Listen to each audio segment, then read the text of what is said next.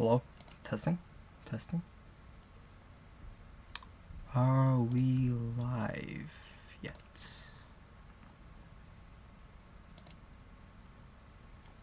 Are we live? Are we live? And we are? Okay, perfect. We are live. Awesome. So, today's a little bit different. I'm not gonna show my face. I'm not going to, do that type of stuff. So this is just my, I love this photo.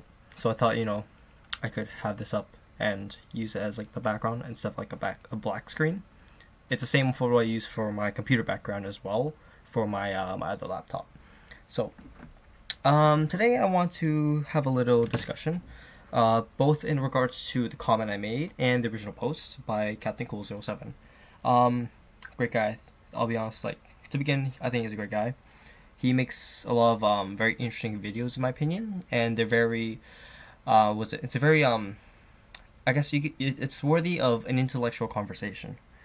There is a lot of good points he makes, but there's also a lot of room that is open for debate as well, whether amongst people who watch him in the comments or on Discord that it's shared or something, or just among people who watch it together. So he made a recent post as of streaming this 6 hours ago, and it's in regards to the idea of Sinocentrism. So he says that, word for word, yes, Chinese culture is revolved around Sinocentrism. Whoever opposes Sinocentrism basically opposes China's civilizational core and its basis of existence. Why wasn't this very obvious to everyone here from the start? Why is everyone acting so surprised? This is common knowledge among Chinese, but I guess this is esoteric to the West. And he goes on to talk about the name of China and how the terms are originated, mainly from the Zhou era. He has some stuff in Chinese that I can't exactly read. I can see, I can recognize a couple characters, but I don't know enough to read word for word or character to character. But so the Chinese name for China is 中国, which means central country or middle kingdom, as he says here. Video resolution is having an issue.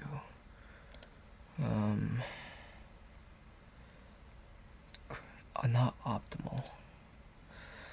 I've always had problems with the thing, but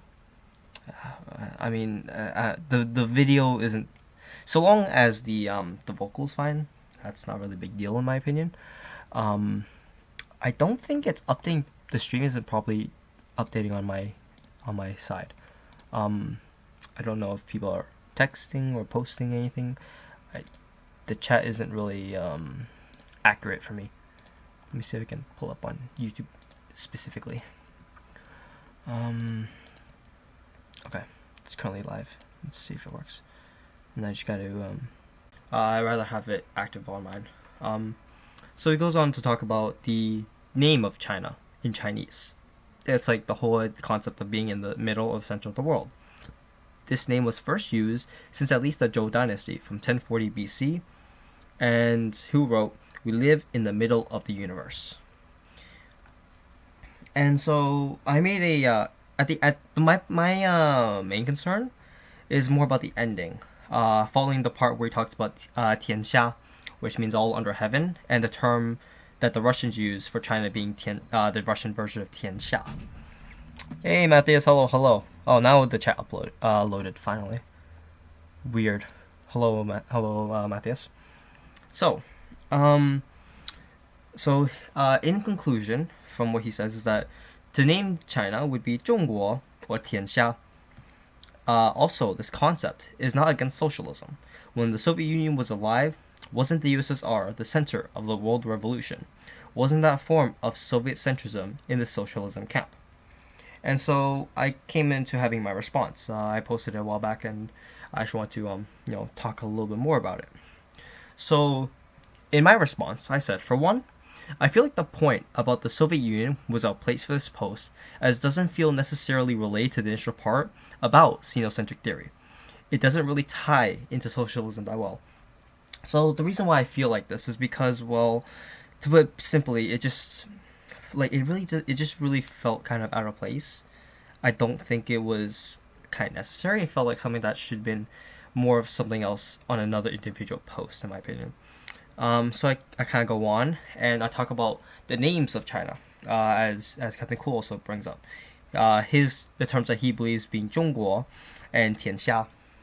天下 I haven't actually heard like much really, though I have had references I have seen it referenced before as a kind of term for China in the old days, especially being a term for the dynastic period. And so I kind of like break it down. So the three that I'm aware of being 天下, 中国, and 中华.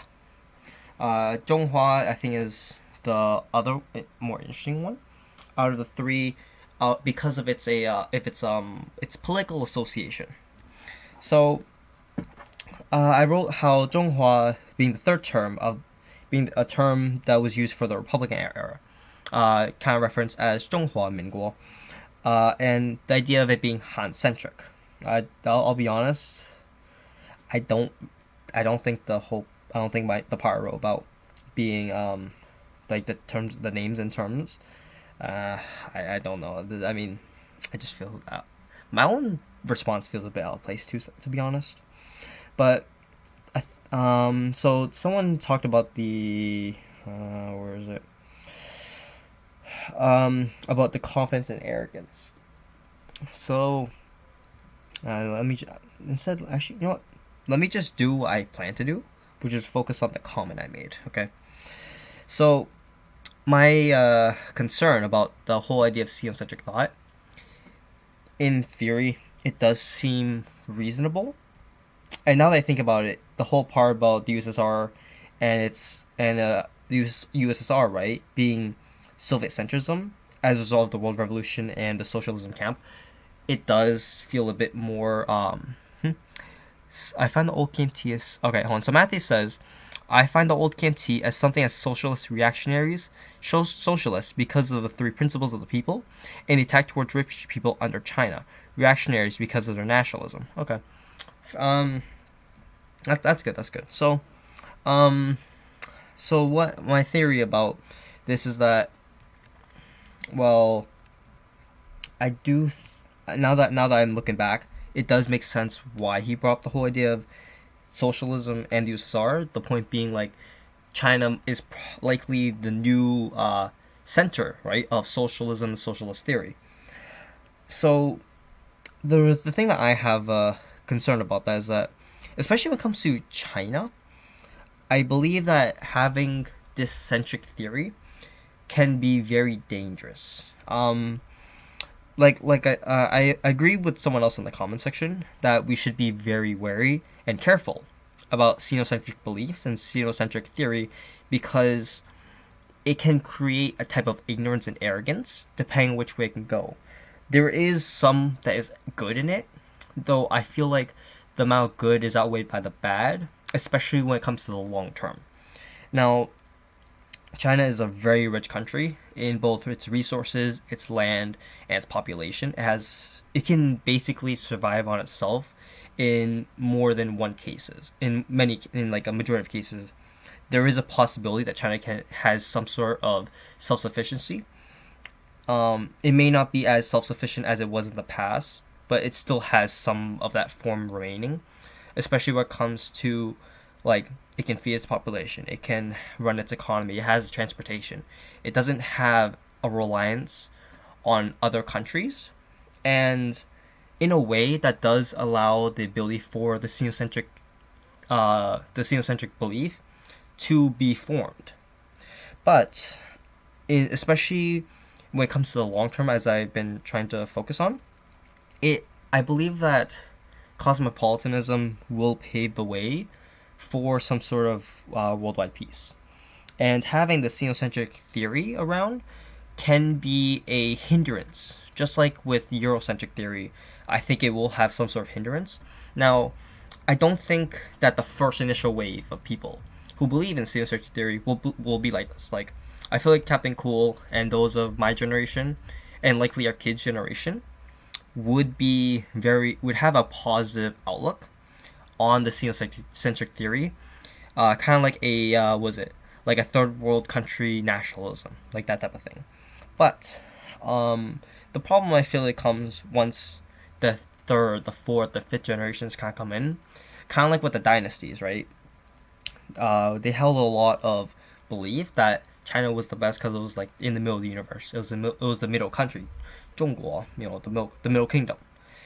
And as a result, it has the ability, like it can cause the chances of decadence and corruption. And if you don't look outwards, to the rest of the world, then you become more self-centered. And the self-centered thing is just it allows for the growth of arrogance and ignorance, thinking that you are the best, you know, and that's what I think is plaguing a lot of it's plaguing like European American societies, like that arrogance of just having that centric thought and theory, especially because that's been the way things have been for well over 100 years. Put it put it 300 years, right? 300 years since like around the 1600s, especially because of the colonization and the technological advances of Europe. It had caused the creation of Eurocentric theory, both for Europe and the United States. And as a result, a lot of the countries are facing some form of decadence and corruption in a way that people don't really realize. And having that type of thinking, right, it doesn't allow room for development in the country or the minds of the people. And I feel like Sinocentric theory has that same potential to occur, especially after the first few generations. Like, success is good, and it's something that you want your kids to have. You want to see your kids thrive. You want to see them grow and give as much as you can to them. And then, but the problem is that what will happen to their kids? What will happen to the kids after that? And if you aren't aware of struggle or understanding of struggle, like you didn't experience struggle or you don't fully understand it. Live stream, huh? Live stream. I'll come back in. I'll come back soon. I'm gonna do a test. Okay. So, what was I saying? Yeah, what was I saying? The centric theory, right? Like in terms of the generations, struggle. That's what it is. Struggle. So, if you don't fully understand what struggle was, or experienced it, right? If you don't understand it, or you haven't experienced it, it can be it can be a hindrance to yourself, but also makes you ignorant and unaware of the things around you.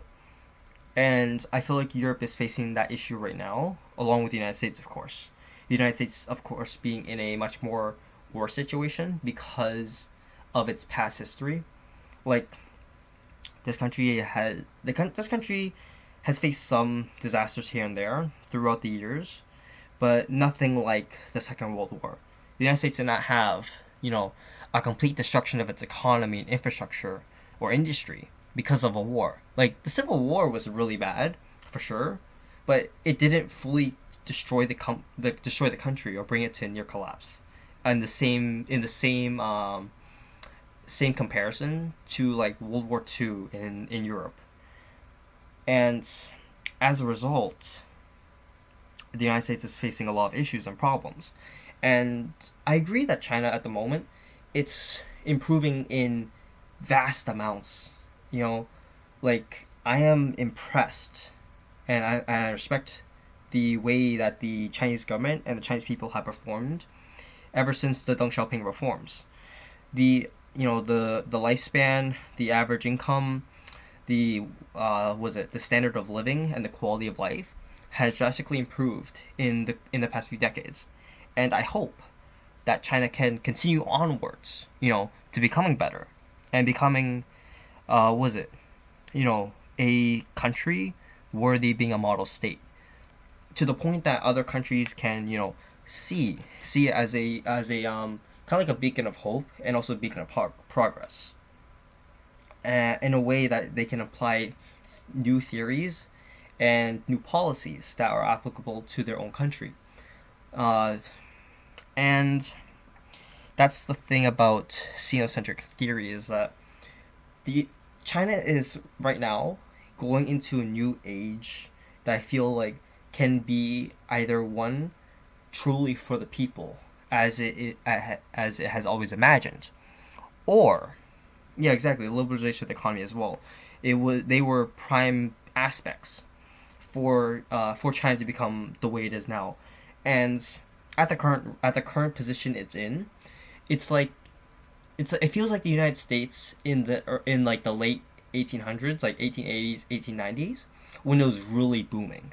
China's feeling something very similar: mass industrialization, the creation of vast amounts of railways, the improvement of life on a on a countrywide scale, and it's reaching a point that's starting to feel a little bit gilded. And if the government can react properly, it can change the direction of China from one that can be rather disastrous and also, a possible recession of some sort, especially economically and financially. It can go really terribly, or it can really, follow up with the ideals of Sun Yat-sen and the three principles of the people in a way that, you know, people can really, was it, like, can really live. You're not just living to work and everything. You're living to live, to experience, to have a real life. You know what I mean? And I don't think that having a Sino-centric focus of the world is beneficial to that. Because as in the past dynasties, having that type of mindset was, it feels kind of reactionary. It feels very conservative. And it's not really liberal in a way that can make you aware. If you aren't aware of how other countries are performing, if you aren't aware of the new things occurring in the United States, in Europe, and Africa, then you're just paving the path to decadence. You're paving the path towards thinking that you're doing fine when other countries that have done those mistakes before in the past could have been avoided. A lot of things that China has been doing in the currently is fixing the mistakes of its past, like the way it's industrializing, the way it has industrialized in the past 30 or so years, helping, was it, replicate the desires and the policies that were, like the desires that the policies implemented during the Great Leap Forward, how they should have been done. Like China in the Great Leap Forward, its main points was trying to mass industrialize the country, which failed miserably. And so under Deng Xiaoping Deng Xiaoping and Jiang Zemin, that really paved the way for true industrialization of the country in a way that it didn't have to cause massive suffering for the people.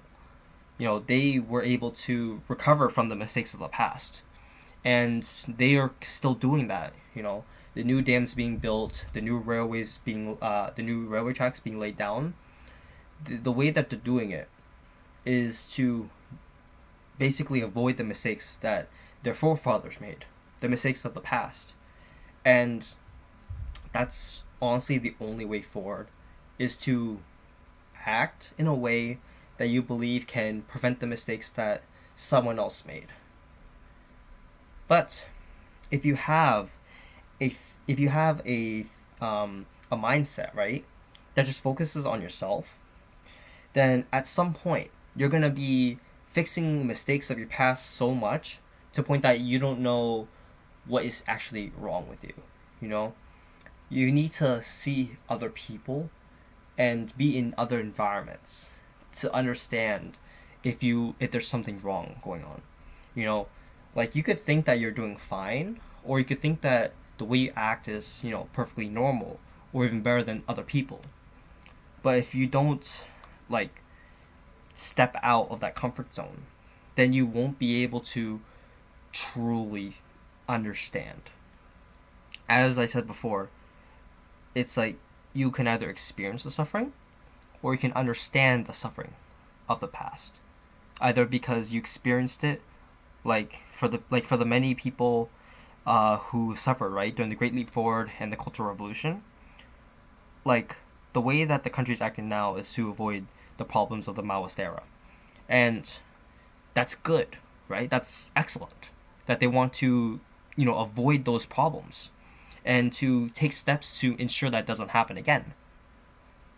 But then, what happens, right, when you solve those mistakes? What happens then? What will you do? When you in order to keep progressing, what will you do? You know, like in the current position that China is in, right? How can it prevent the mistakes that Evergrande, I think it is Evergrande, like the mistakes of Evergrande, right? How do you avoid that if you didn't experience it? How do you avoid it if your country didn't have to go through those problems in the past, and the way that your policies are based off those past mistakes? Like, the events of Evergrande, as far as I know, never happened in China, like in the past 50, 70 years. That stuff didn't even happen in the Republican era. There was no major market crash when Jiang Zeshi was leading China in the 1920s and 1930s. There was no major economic crash in the 1960s in China. This is a new thing for the people and for the government. This is something that only the West, I think, actually experienced in the current form it's in. The feeling of a housing bubble, the feeling of some sort of economic crisis, in a way that it feels foreign. You know what I mean?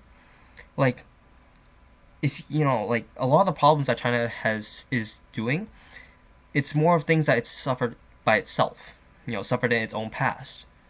And so, in order to fix its new problems, it has to learn from the United States. It has to learn from Germany, from France, the United Kingdom, or else it will go onto a path that it is not ready to go through.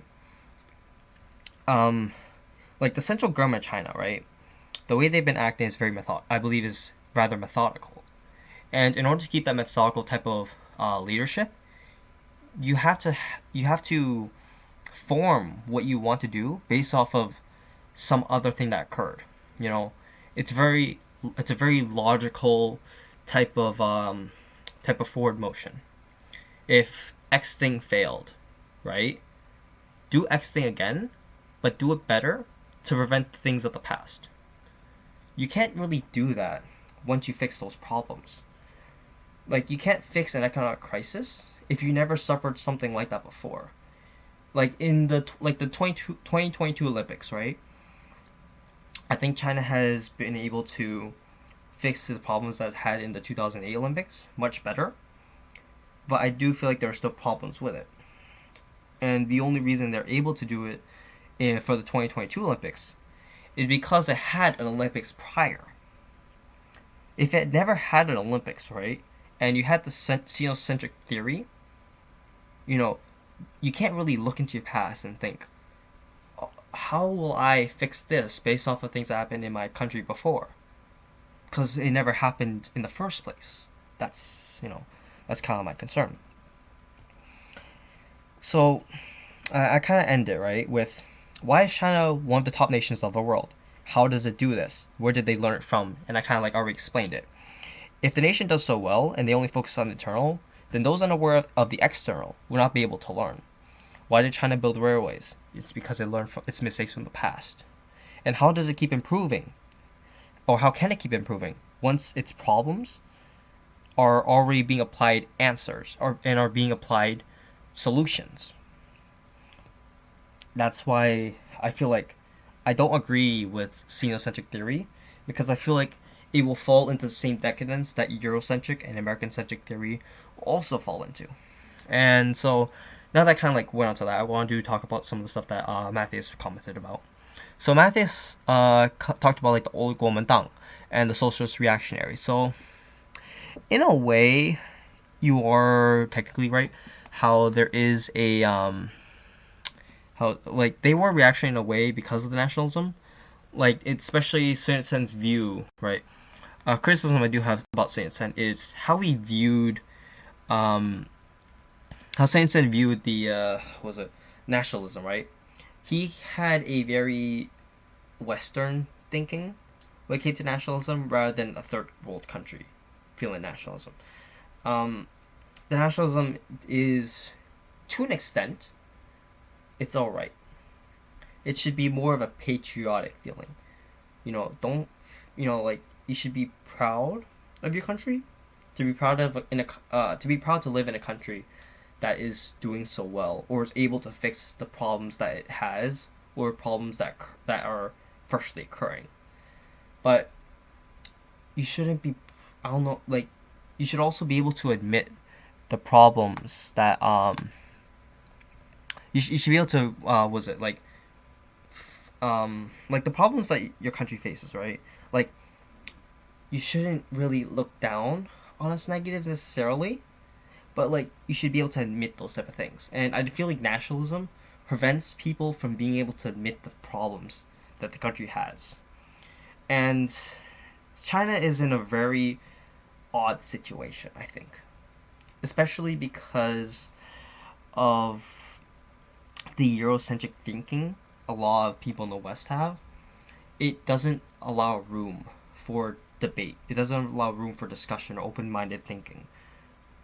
And on top of the nationalism that China has been having, both in the theories of Sun Yat-sen and also in from its actual physical meritocratic successes, it doesn't leave room for open debate. And this is going to be a problem in the upcoming decades as things continue. And in general, I just don't think nationalism should be taken in the way it used to be theorized as. Just like for any revolution or any type of political theory, as time progresses, it should still continue to be changed and updated so that it can evolve with the world. Because if you just keep taking from the old, right, without improving upon it, then it just becomes reactionary thinking in the end. As Matthias said as well, I agree very much with that. Hello, Liao Yisheng. Hello. Yes, I am on YouTube. Thank you for watching. So, let's see, what else did Matthias say? The socialists, because the reprincipled people, attack towards rich people under Chiang. Reactionaries because of nationalism, okay? The liberalization of the economy, yeah. Pretty well said. A couple spelling errors, but I think the point has been made. And so, I mean, if you guys have any questions, feel free to ask anything that you want while I'm still live. I do believe that there will be more things coming up. I don't agree with a lot of sources, to be honest, especially when it comes to China.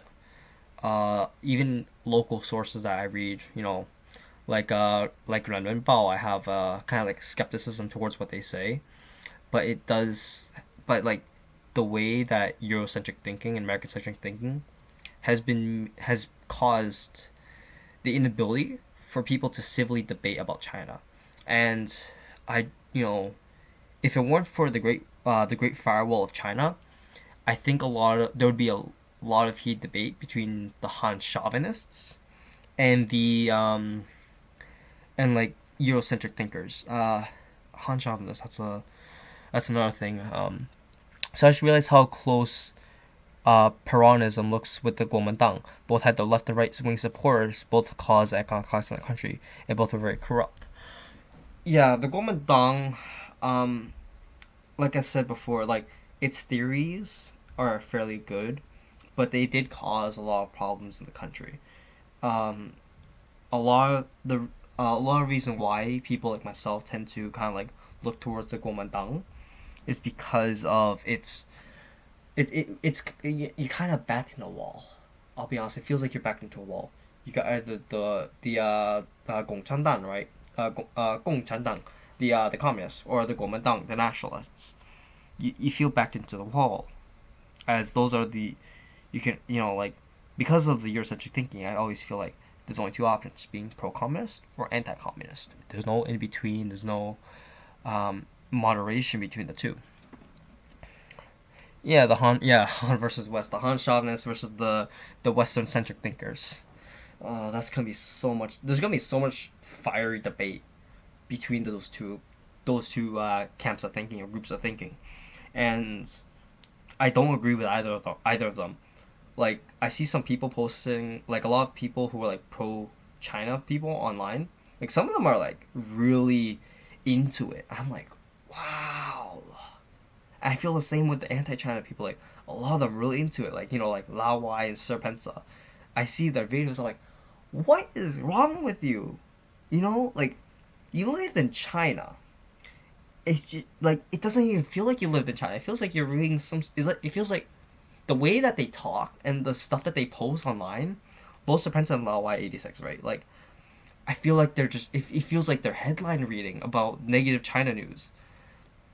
It just feels like a bunch of. It feels like the way the stuff that they talk about, and especially their thumbnails and their YouTube channel titles, right? It's so clickbaity. It's so clickbaity, and it pisses me off so much. And then when you see the Han chauvinists, it just feels like outright ignorance. It's like it feels like a counter to what they're posting. Like the whole thing about like the one thing I don't agree with the Han chauvinists is how like 97% of like the country is a ethno state or a monoculture, or that 97% of the country is atheist. Like that's not true. Like if you're superstitious, right, or if you go to the temple and to pray to the gods, or you're superstitious, or you do the ancestor worship, right? I don't think that would be considered atheist.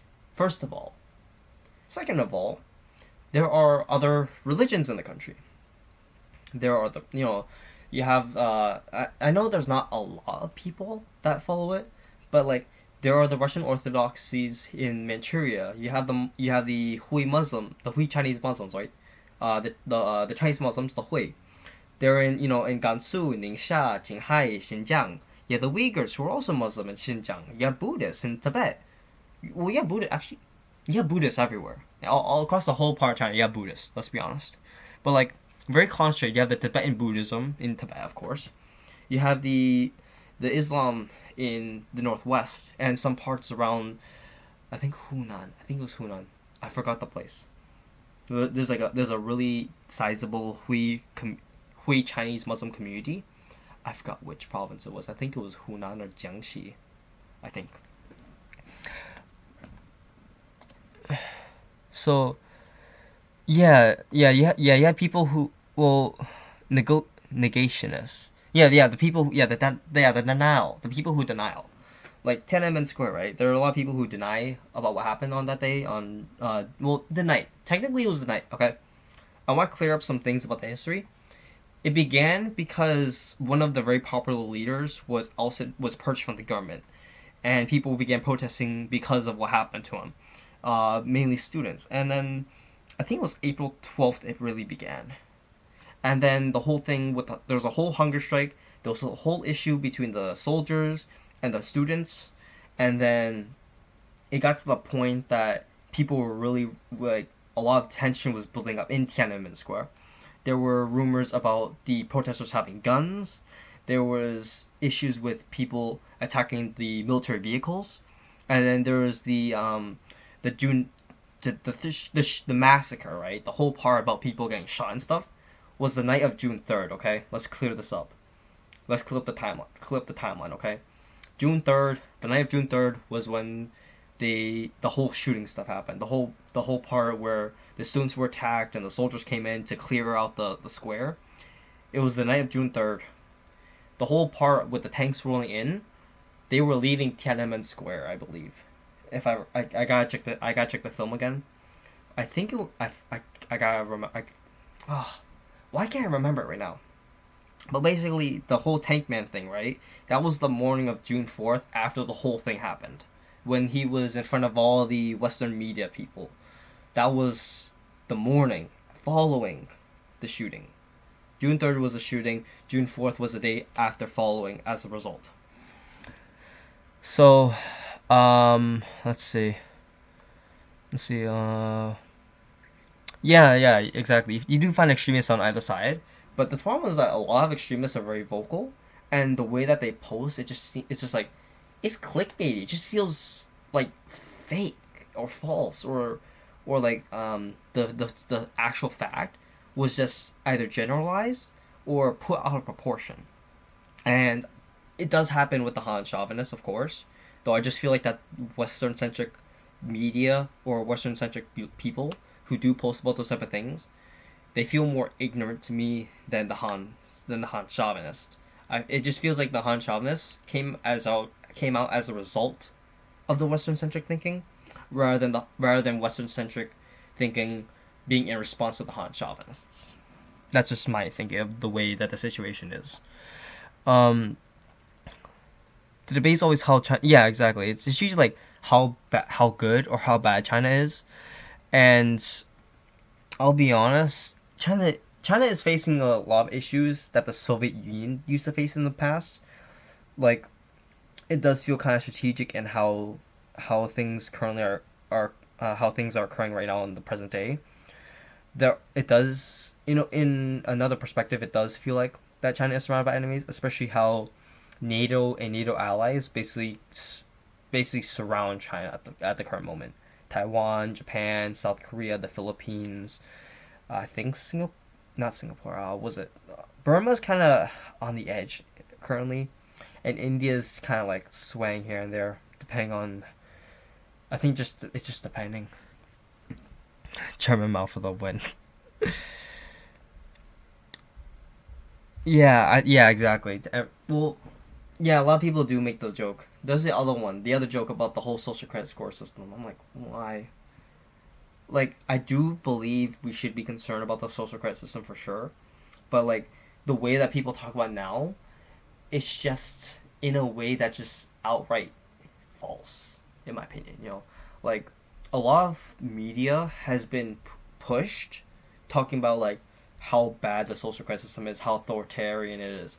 Like people say it's literally 1984 sometimes. Like the reflection of George Orwell's book 1984.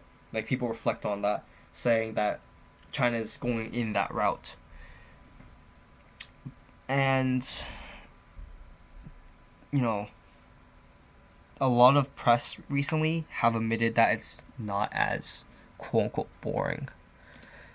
I mean, Vietnam is kind of on edge at the moment. I feel India as well. Burma, like especially when it comes to the Southeast and Southern Asians, like in terms of those countries, it does feel kind of on the fence of things. Those, especially from the post World War II era that had American influence, tend to be more anti-China. Like I said before, like I listed before, Japan, Taiwan, the Philippines, and South Korea. They tend to be, and Hong Kong too. They tend to be a bit more anti-China or have more hostility towards China and Chinese policies. Yeah, the COVID lockdown has been it's been rather outrageous. I think there's a lot of blame going around, and there's a lot of unwillingness to admit both and conspiracies. All the conspiracies are like it blows my mind sometimes. Like the stuff that people think is happening, it's just crazy to me. Bat soup. I don't even think it's not even bats. It was like something else. Mm.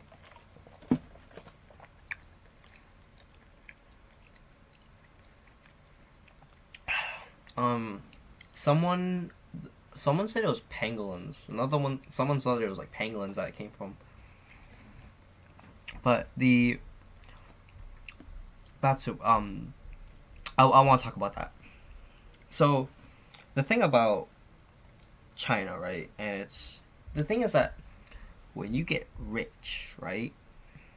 Especially in Chinese culture, one of the things that I think has stuck around for a really long time is the desire, right, to eat very rare and expensive meals and foods. It kind of just shows your richness and your ability to consume those type of things.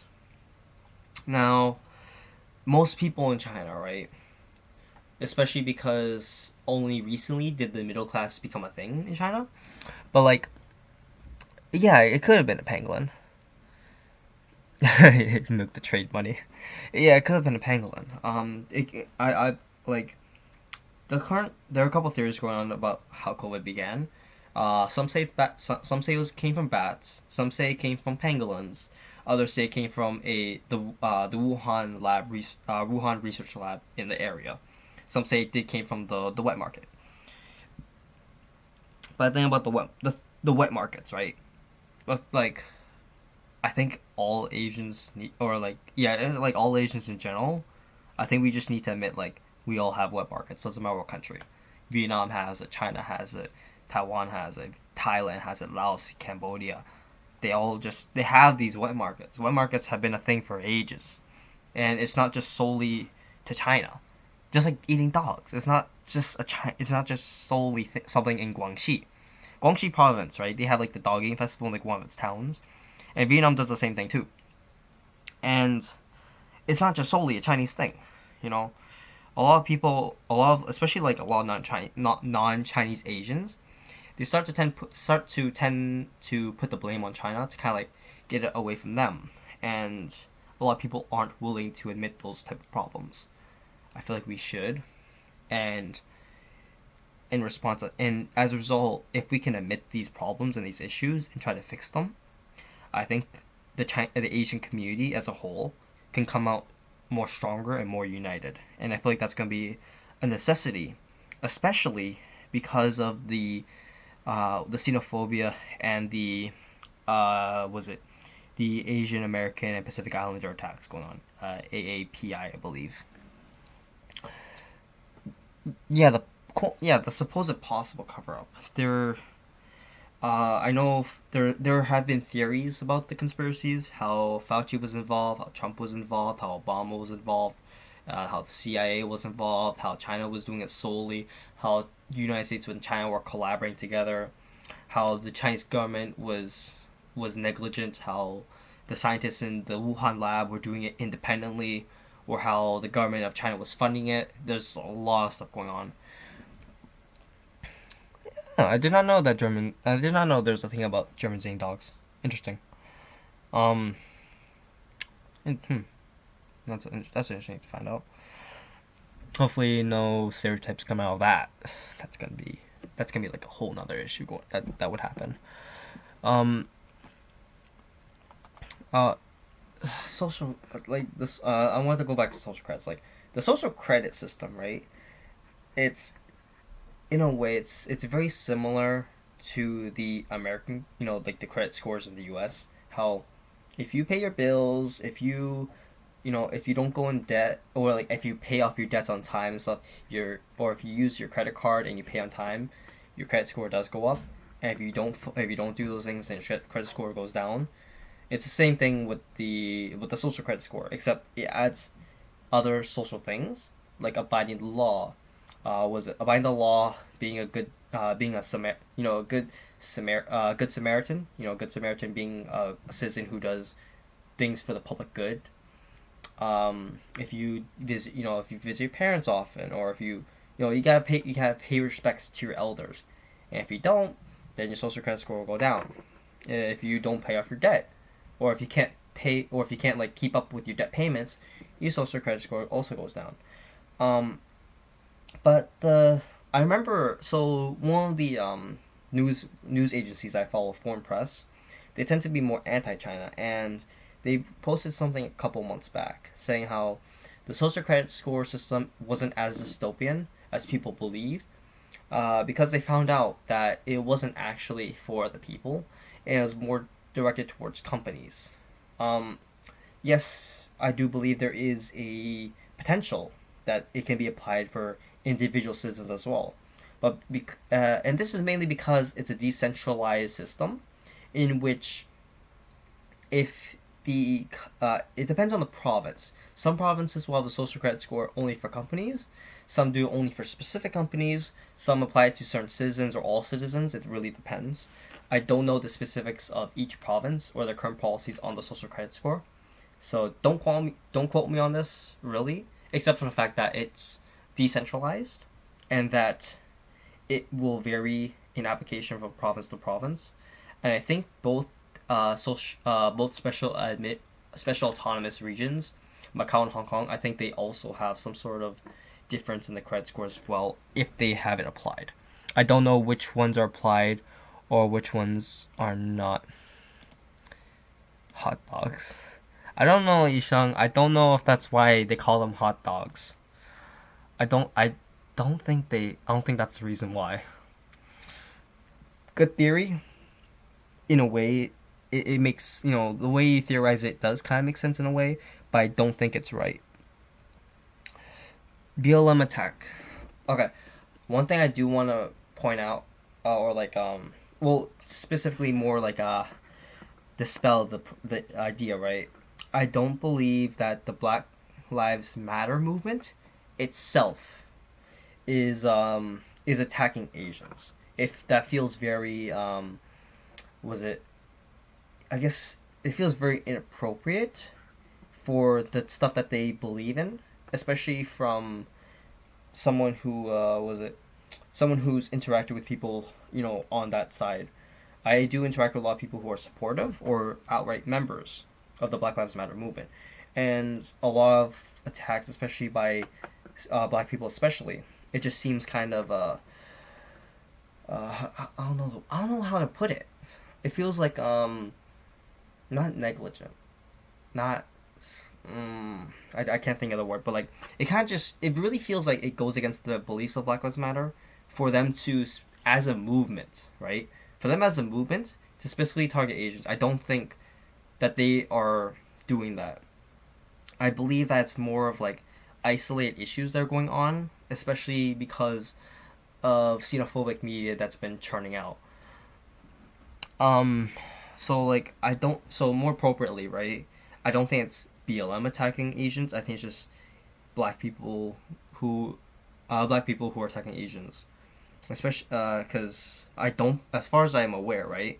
None of the black people who have been attacking Asians have been specifically in the Black Lives Matter movement, let alone have been found to be open supporters of Black Lives Matter. And it just seems a bit more like these are individual attacks as a result of the type of media that that people are being exposed to. Um, the thing about Asian attacks is that they have been happening for a long time, especially in the past. More importantly, pre 1960s, right? Majority of them were from white people, and then post that period, I do think that the amount has been increasing, especially because of COVID, to be people of color attacking Asians, specifically like African Americans. You retracted in a message. I would have been interested in answering that. You guys have anything else? I do. I feel like I feel like I could continue with this. This is actually really interesting. I could keep going with this. I might stop this one and continue on with a different one because there's some other stuff I really want to bring up, but it's just not related to this topic. It's a different type of thing. Roof Korean, Roof Koreans. Oh, the Roof Koreans of the 1990s. Oh, that was an interesting time to be sure. Um, the LA riot. The thing about the riots, right? It's like I don't think like I really am not a fan of rioting, especially against groups that have A, nothing to do with the problem, B, are even sympathetic to the cause, and C, those especially for those who would be much more negatively affected as a result of the riots. Um, let's see. Do you know? Yeah, I know. Yeah, I know the Roof Koreans. The thing about Chinatown nowadays is that ever since the aging of the initial triad groups like Ping On in Boston, right? Um, Ever since that whole issue in the 1990s, it just things in Chinatown have become much more complicated. I do agree that to an extent it has settled down, but it's just not in a way that I feel like there's much more room for improvement. My area of Boston, we're really lucky that these attacks aren't a thing in my area. A lot of it tends to happen in areas like San Francisco and New York City, and yeah, the sad thing is that um, it has been done majority by Hispanics and Black people. I'm kind of surprised that they're taking advantage of the situation of people's age or people's fragility in order to gain the upper hand in society. I don't agree with that. Agree with that at all. It's simply preposterous that's happening, and I really wish to know why people do this to other people. Like everyone, let's be real, especially in the United States, like a lot of people are suffering. Like millions of people suffer in this country. Yet that shouldn't be justification for someone to cause more suffering for other people.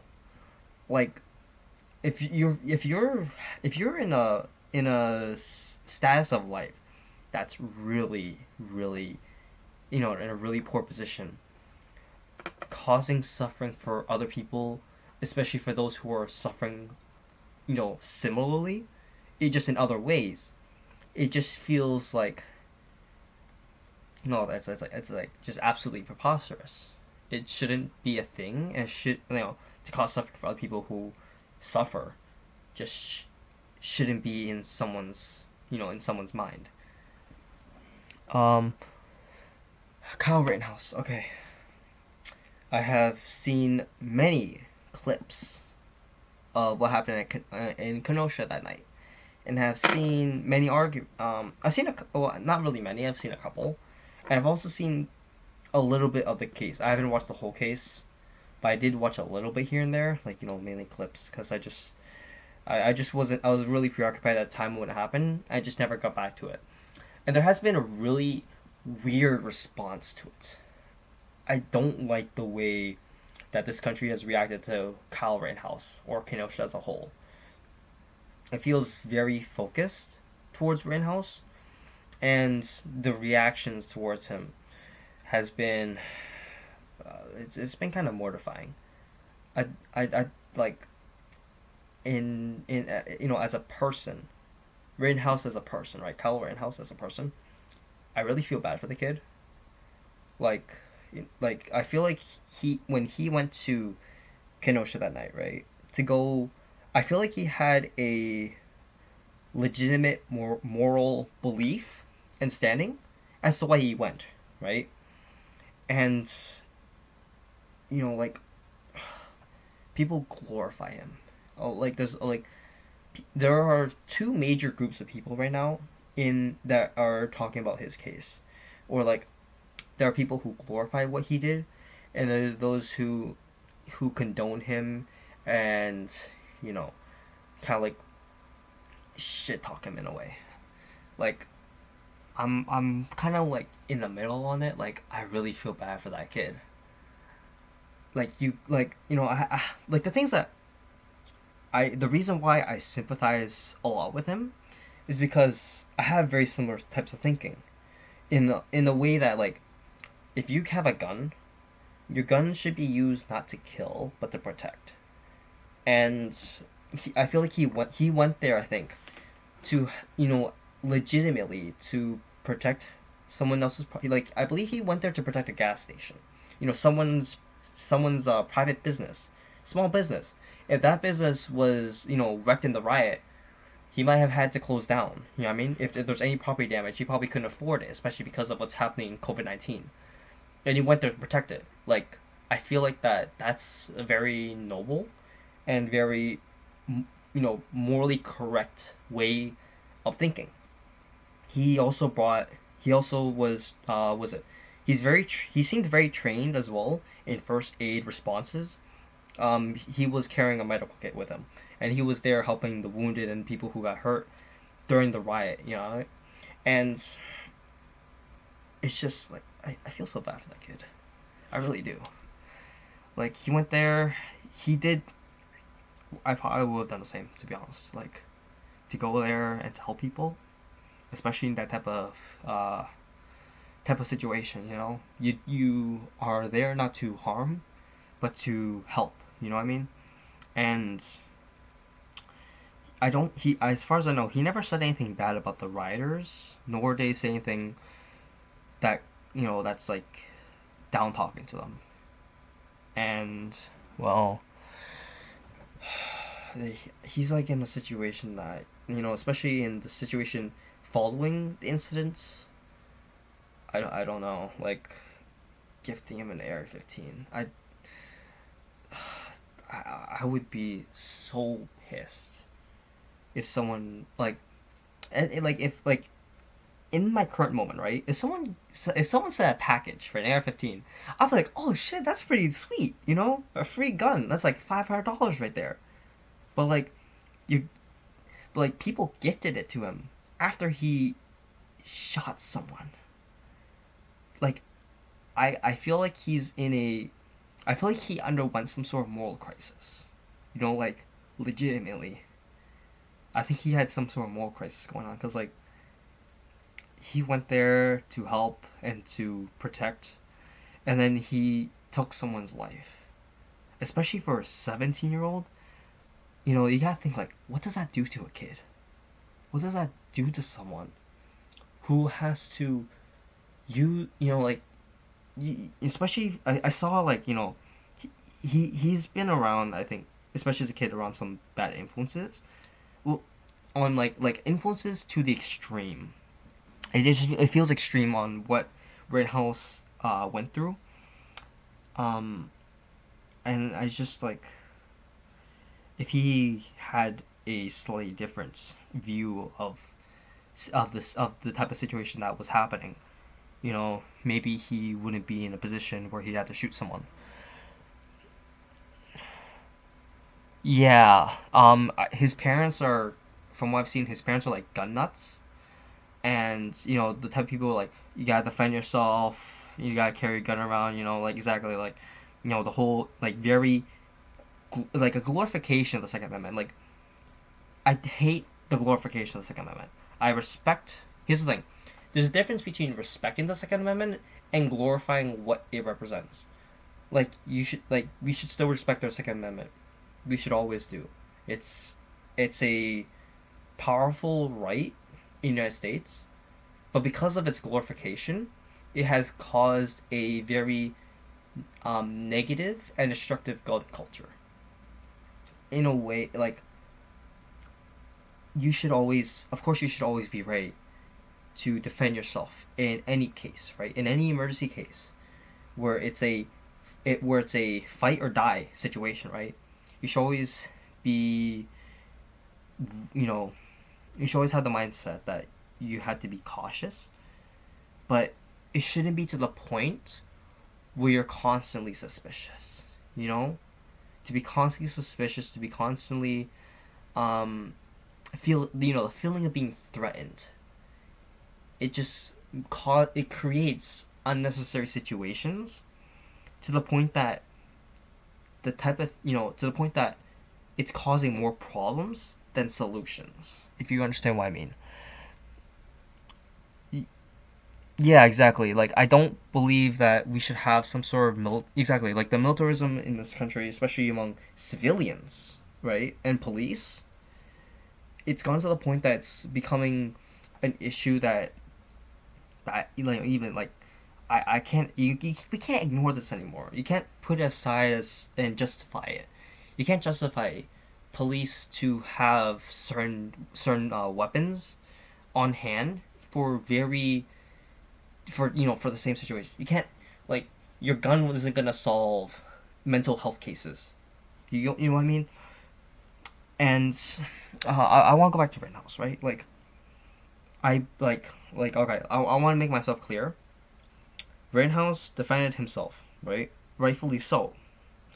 But I don't feel like it should be. I don't think it's right to glorify him. It's just you're putting him in a position where he's becoming like this hero, you know, the heroism. I like this is I think a negative result of the gun culture. Like you should respect. Like I feel like we should respect that he did. I think he did the right thing, into in protecting himself. But like the people who glorify his actions, I feel like are putting him in a very unstable position, and it just has to stop. Like I feel so bad for that kid. I really do. I know I keep saying it, but like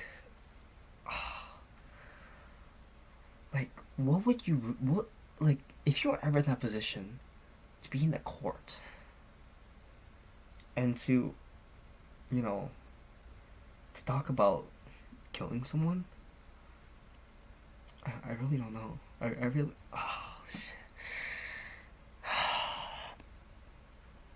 shit. Yeah, that's like the glorification the glorification of him is just. I feel like that's disrespectful. I feel like it's not really like people are saying like, oh, we're glorifying him because we're happy that he did it, but like I feel like it's disrespectful. I really do. I'm not aware about the pedo situation. But like like the person died. Like I feel more bad for Kyle Rittenhouse, not because of his court case, but because like he did something that he had to do. You know, it was a necessary action, and he took the adult situation. He took the adult decision to defend himself and to use his rifle in an appropriate way. He shot, right. He fired his gun, and instead of staying and fighting, he chose the option to get out of there. Because I don't think if he wasn't able to get out of that situation, I feel like he would have taken another like 2, 3 lives, maybe more. One person, like to kill one person, is a lot. I think it's a lot on someone, and to kill 2, 3, a dozen, what will that do to someone's mentality? Especially if you're on the headline covers of the news. What does that do to someone? I'm very concerned for him. It's his mental stability, the way he thinks. It's like he didn't kill on purpose. He did it out of a fight or die situation. You know what I mean? He didn't go there having was it? He didn't go there having a he wasn't it wasn't a premeditated killing. He didn't go there thinking or believing that he's going to kill someone. And like I would be so pissed at someone who would send me a rifle as a gift for killing someone. You know what I mean? It doesn't feel right. It's oh, I see. Like I said, I feel bad that right now have to make that choice. It's I don't like I feel the same way about a lot of killings. Um especially when it comes to legitimate self-defense. Like there was a kid who shot I think like 3 guys who were trying to trying to attack his home. There was an old man who defended himself too. Young woman who used her gun to defend her kids from an assaulter in the streets. It to I really disagree with the glorification of their actions. You should respect them for sure. Like they made a decision that I don't think a lot of people would be able to make in if you're in that type of situation, right? I don't think I think less than half of the people would probably react in that same way, maybe even less. That's like a very they had to make very mature choices in split seconds. It's nothing. I would not be proud of that. Like I'd respect that they made the right choice, but like I'm not gonna be all happy and excited or glorify them. Respect them for sure, but never, never like idolize them for that. Exactly. Like yeah, exactly. The PTSD is gonna hit. Um, I feel like a lot of people who were in those situations have that type of feeling, and it should be normalized for people to like to have the to be cared for that to be cared for. Like you should, it should be, to have that type of social service. It should be, you know, should be provided. It should be an option. It should be looked down upon. One day in the future, someone might snap because of the growing pressures that they're facing. And I feel like Greenhouse is in that type of situation. And I believe, as a country, we should do what we can to, like, you know, was it solve the problem? Condoning him isn't going to solve the problem. He already did it. He shot the guy. The guy's dead. He went to court. The court case happened twice. What else you can't tell him. You can't just say to someone that you shouldn't have done it. Well, you shouldn't have done it. The guy's already dead. The bullets were already shot. The only thing now is to move on. And you have to learn, you have to move on. And you have to move on in an appropriate way that makes, you have to improve the country. When these type of negative issues happen, right? We focus so much on the issue at hand. Like this just happened, and then people go ape shit in a world, whether to defend or to condone. But it's like, it's happened already. You can't do anything about it.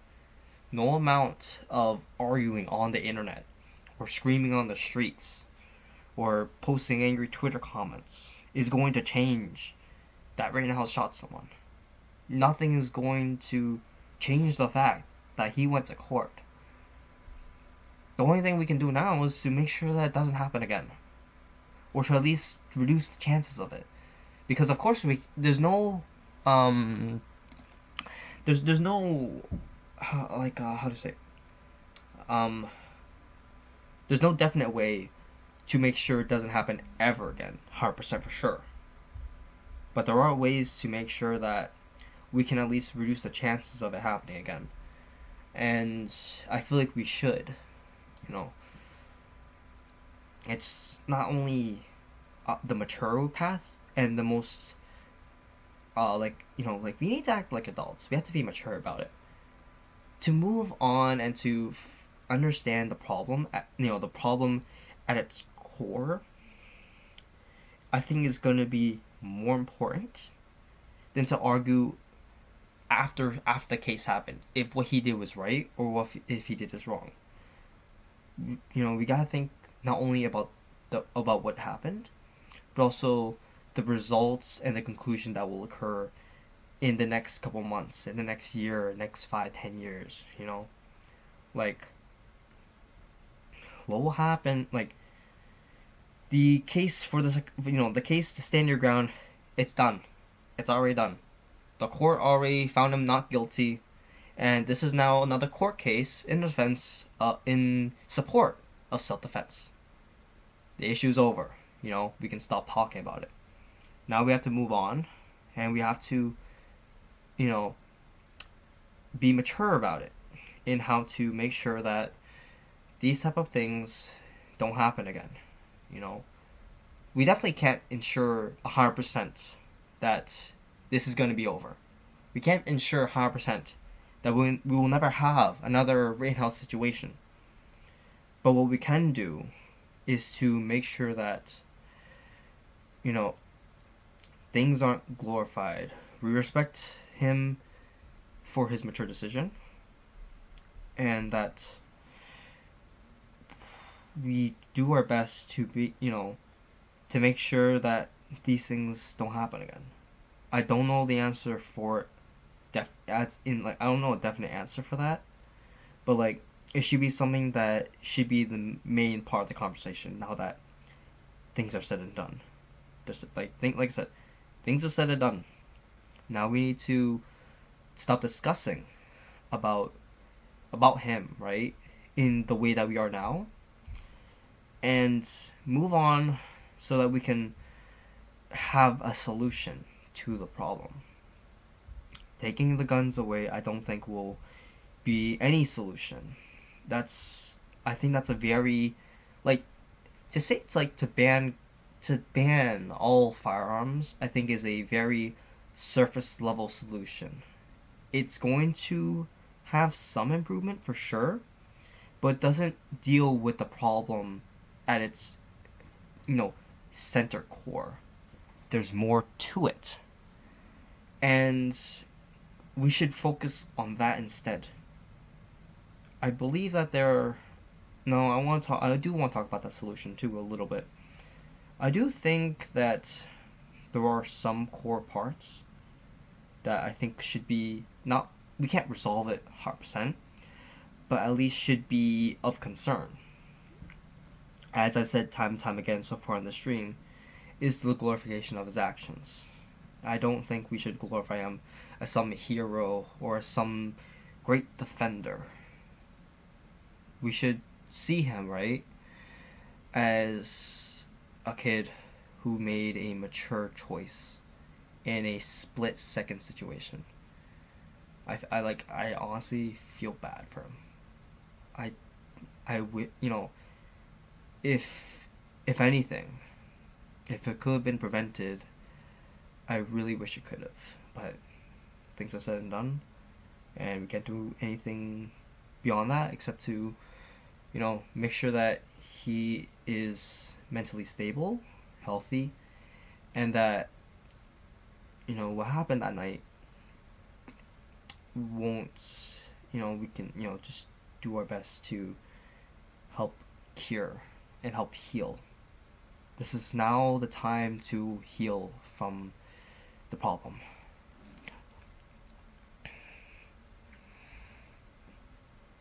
I don't know about gun regulations, like, especially in a massive country with a serious and militaristic gun culture. I feel like there are more problems that we have than semi-automatic rifles, large calibers, or concealed carry. I think our problem right now as a country, United States, is our militarism. You know, people fear one another. They fear their neighbors. They fear people from other towns. And, you know, the xenophobic fear of outsiders. I feel like it's a large hindrance to this country. And I don't think I don't think a lot of people realize that, or some people do realize that, but have a surface level understanding or scope of the situation. I've seen, you know, like the thing about being someone who lives between the two extremes, I've seen a lot, and I feel like I've understood a lot, and I hope that conversing with the two sides can make me understand better in hopes to find a solution. I'm not fully centrist.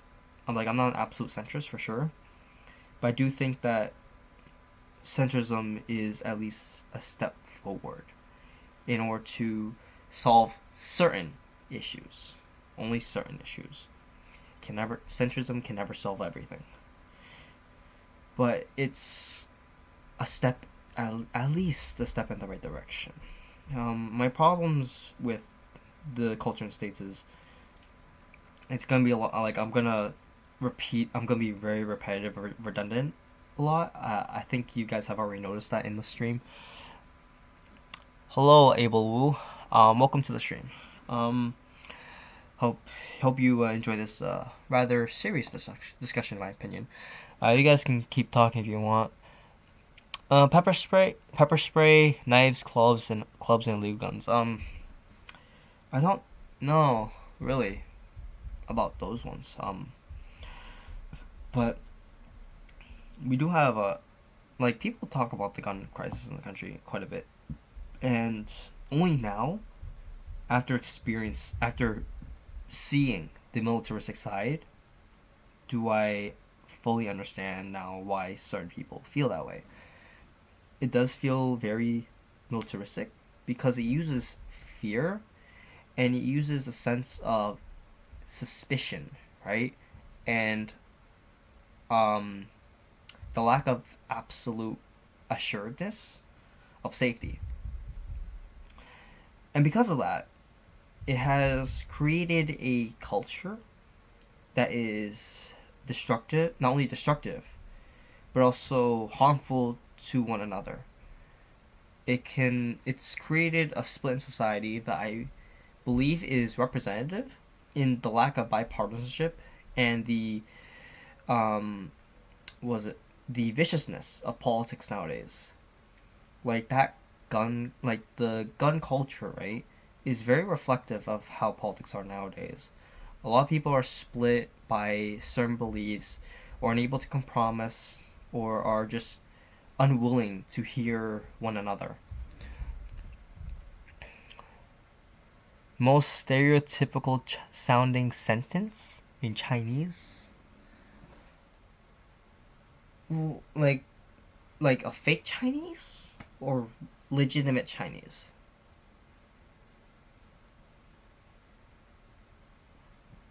Huh? What do you mean by that? Stereotypical sound like I said, like fake Chinese or like legitimate Chinese? Oh, that's a that's some how do I say it? Like dangerous territory? I consider that kind of dangerous territory, to be honest. Mm, 嗯你说什么啊？那个 what what'd you say? 你说什么? Oh, fake one. I can't. No, I can't do fake ones. No, I refuse to do. I refuse to do fake ones. No, no, no, no, no. I can. I mean, I can say real Chinese sentences, but I won't say fake ones. I don't do those anymore. Back before COVID, in a different era, those used to be funny as hell. They used to be so funny to me. But these 2 years have been so rough. I can't do those anymore. It's just it doesn't feel right. You know what I mean? Like these 2 years have been, they've really changed. They've been very they've changed me a lot. I think, both in my way of thinking and in my respect for certain things. I've pushed a lot to learn Chinese. In response to COVID as well, and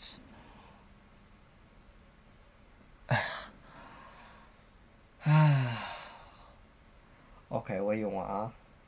Tell me what you want.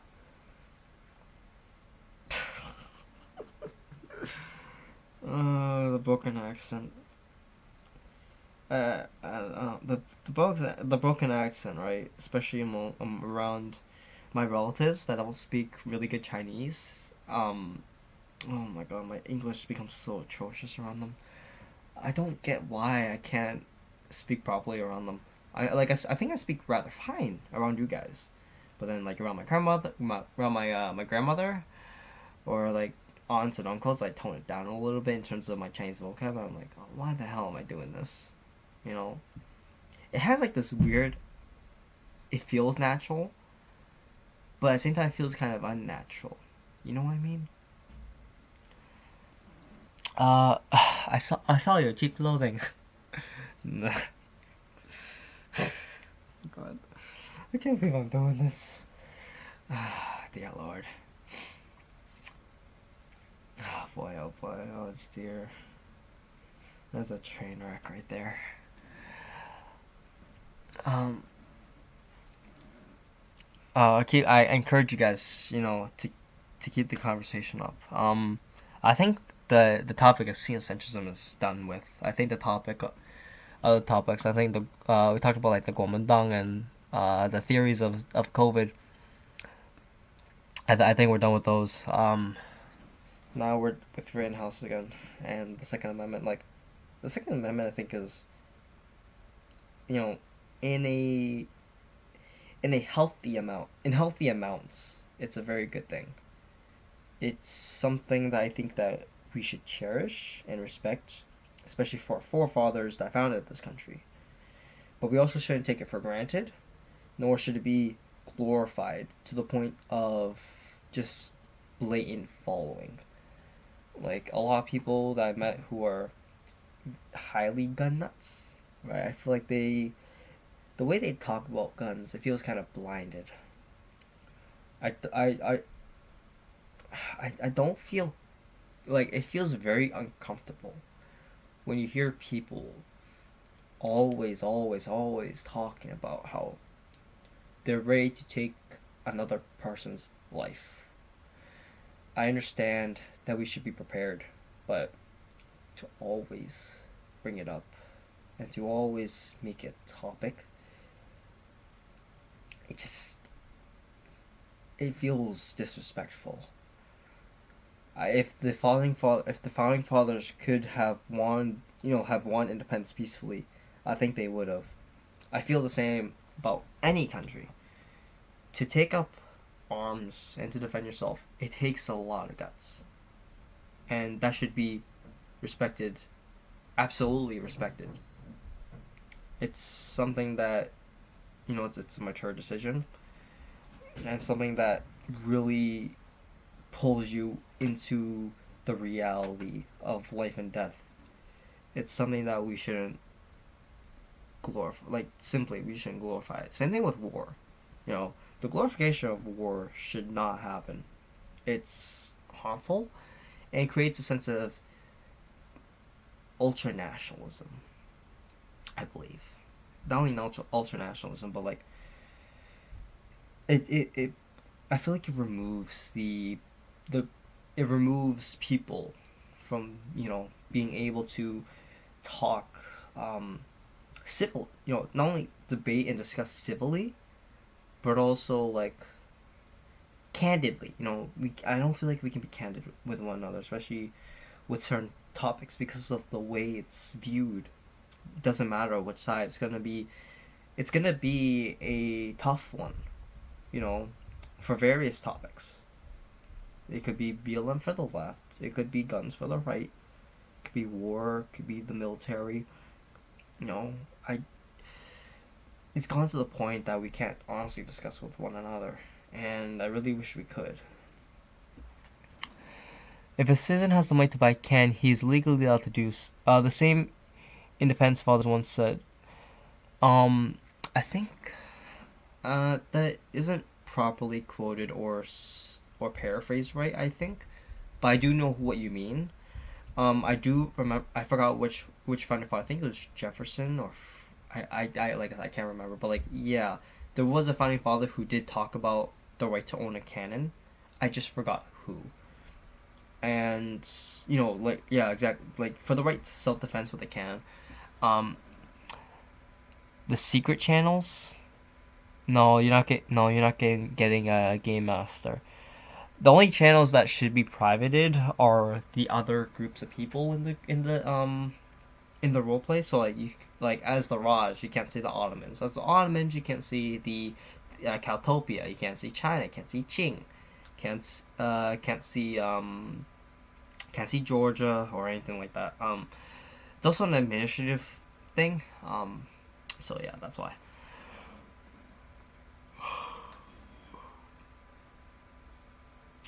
I would love if I had the was it if it weren't for the politics nowadays, I'd probably be more active in trying to get my hunting license and right to carry.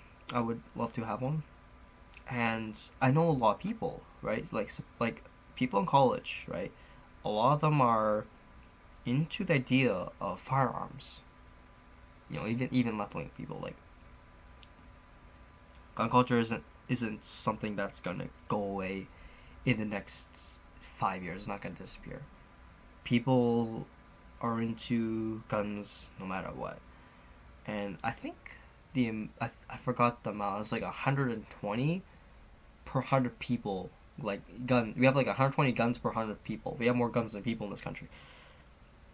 Guns are not going away. I don't understand why people talk about like, oh, they're gonna take away my guns. Oh, they're gonna take away the Second Amendment. Oh, the right to defend yourself is going to be illegal.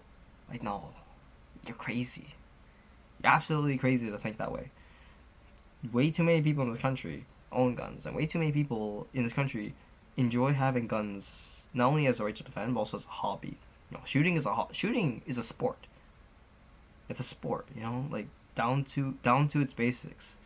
It's a sport, and hunting's a sport too. You get any guns to hunt. You can't just use bows. Bows are boring to me. I'm not a fan of bows. I'm not a fan of crossbows. I prefer rifles. I hate pistols, to be honest, but you gotta be good at pistols if you want concealed carry. For hunting, you gotta be good at rifles, I think. And right, of course, I like rice. Yes, I love rice. Um, oh, so you're from a Spanish-speaking country? Okay, Abel.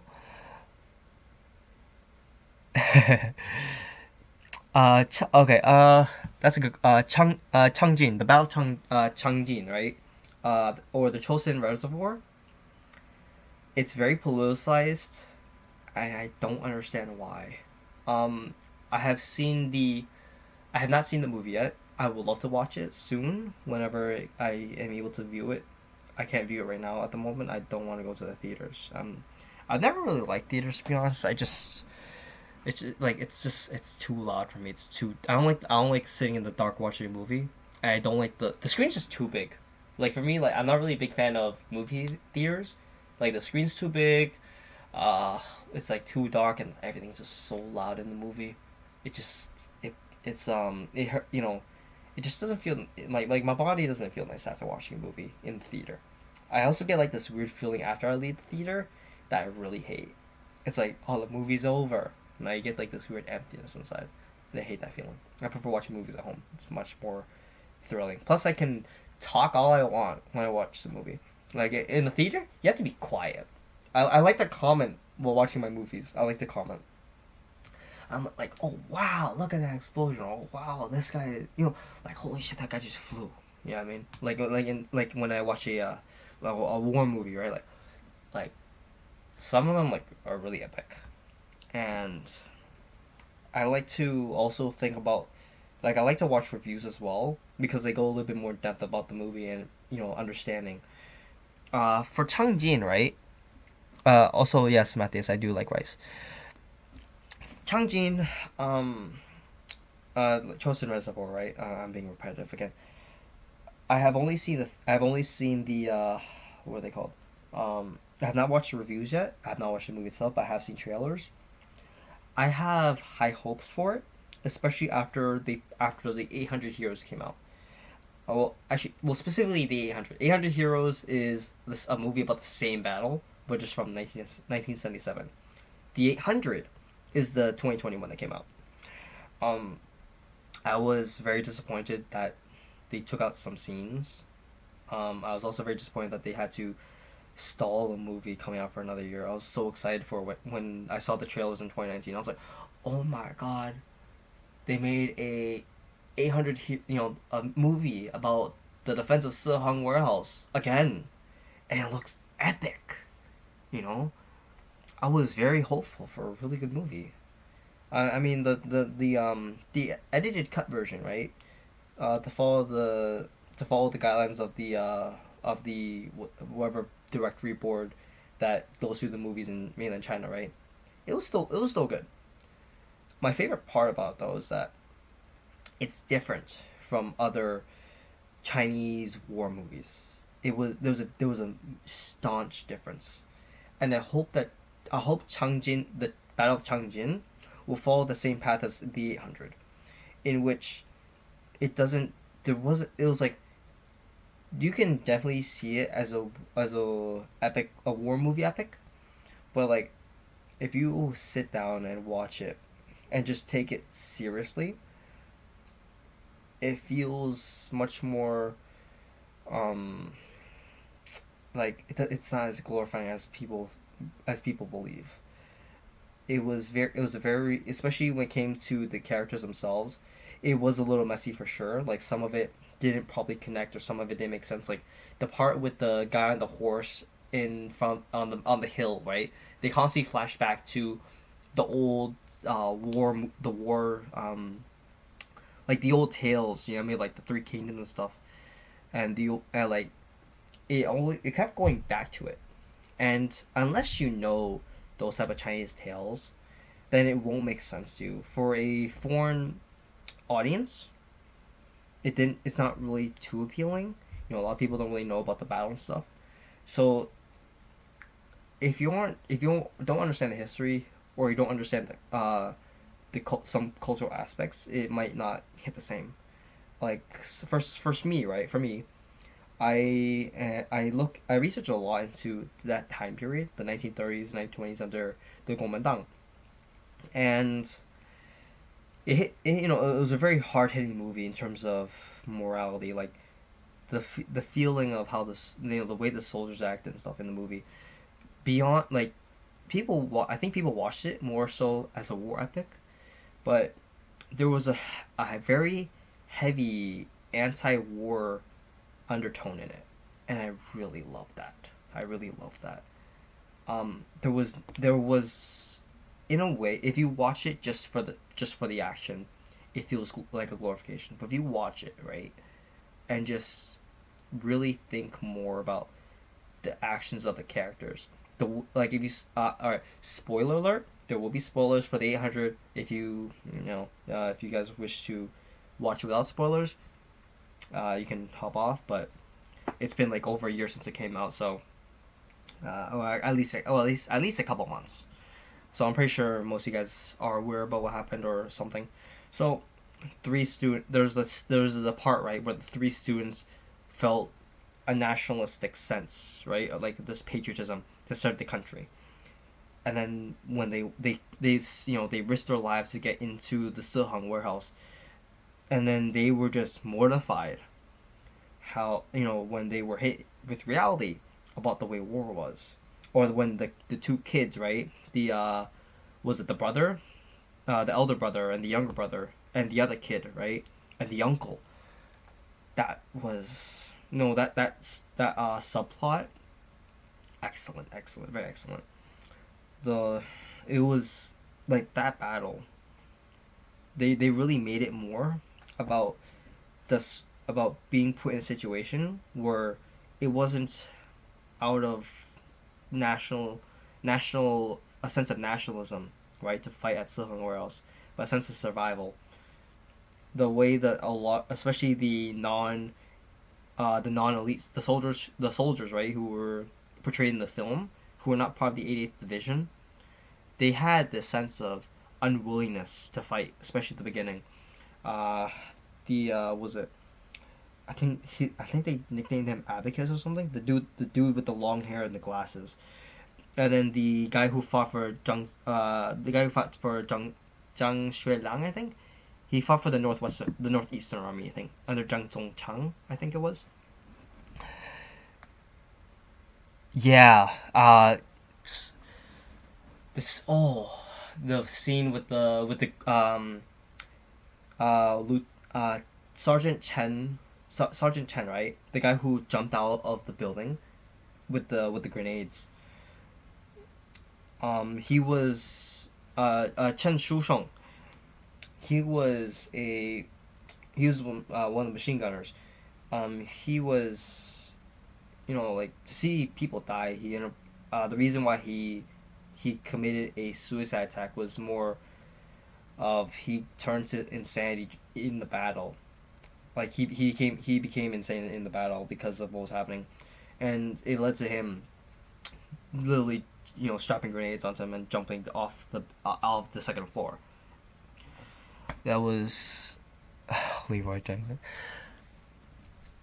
They screamed the name of, you know, they screamed the name of their family, like their name and where they're from, so that they can be remembered, and so that, you know, they won't be forgotten. That's something I think a lot of people, if you go to a fight, what happens if you're forgotten? You know what I mean? What happens if people don't know who you were? Especially for culture where it's like very based around ancestor worship. What's I pay respects to my ancestors as well from time to time, and it's like, what will happen, if you're not remembered, or if you don't return, or people forget, or something happened, what's gonna happen after that? It's gold statue of Chiang. There's a gold statue on a Chinese park. I don't think it's Chiang Kai-shek. I think it's Sun Yat-sen. I think it was Sun Yat-sen that they have the statue, because I know a lot of over like the Chinese diaspora. There's a lot of communities around that have statues of Sun Yat-sen. I went to the Sun Yat-sen park in Montreal. It was a small one,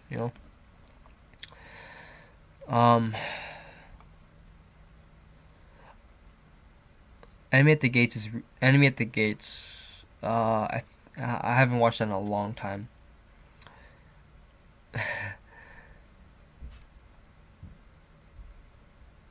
Keep it up if you want your daily rice ration. So back to the Battle of Changjin.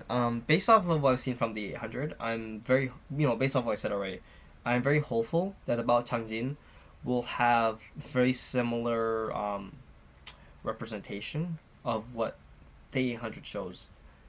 People, a lot, like, especially for at the time, a lot of people likely weren't willing to fight, and so it's not a sense of duty to the country, but it was more of a sense to to yourself and the people that you love.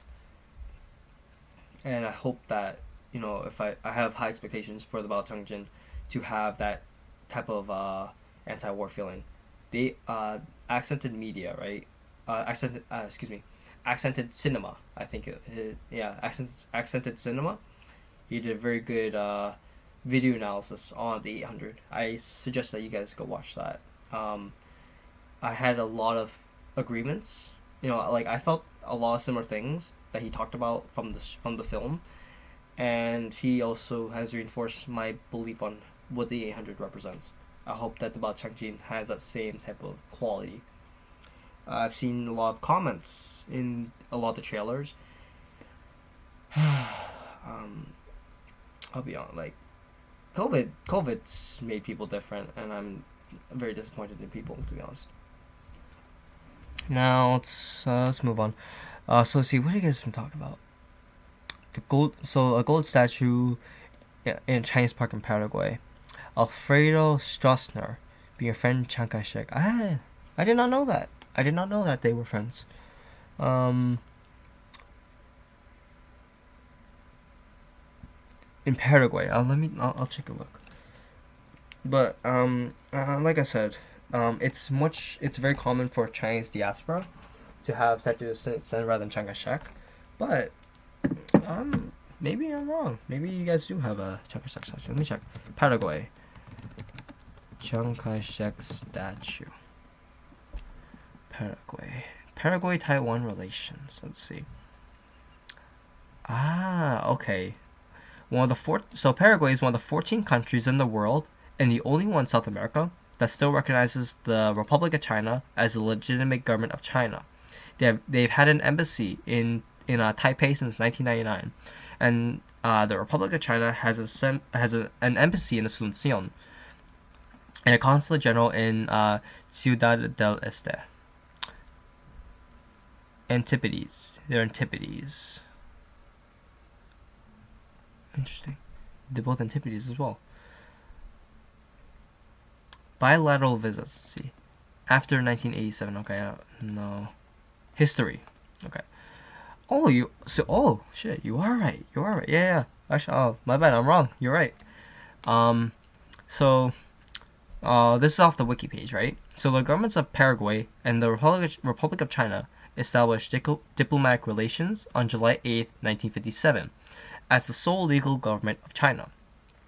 Over the following decades, the two governments signed the Cultural Convention in 1961, the Treaty of Friendship in 1968, and the Conventions of Tourism and Investments in 1975. When Paraguay and the Republic of China began relations, Alfredo Stroessner ordered the construction of a statue of the Chinese leader Chiang Kai-shek as a showing of friendship. Okay, so, interesting. So Paraguay did it out of themselves instead of, because usually, right? Usually in most cases, the Chinese government would be the one sending the statue or something, usually, rather than the government themselves doing it on their own accord. That's very interesting. The partnership between the because they're anti-communist. Okay. The partnership between the anti-communist governments of General Alfredo Stroessner and the Generalissimo Jiang Jieshi was quite natural. Many Paraguayan officers went for training in the Fuxiangkang College in Taiwan.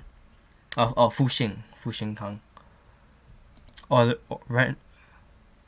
Renaissance Hill. A military academy in Beitou district in Taipei. The political warfare cadres at academy. Reinvent himself.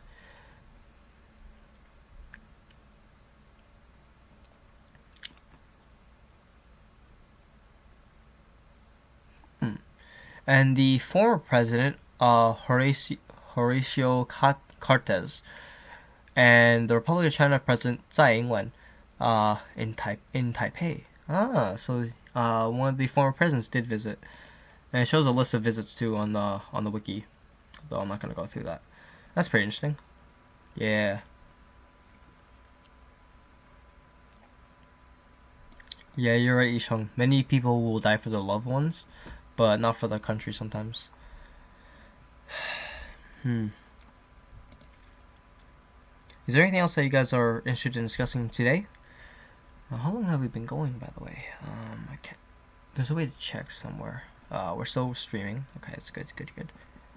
An hour and 41. It's not bad. Is there anything else you guys want to discuss today? I'm up for anything, to be honest.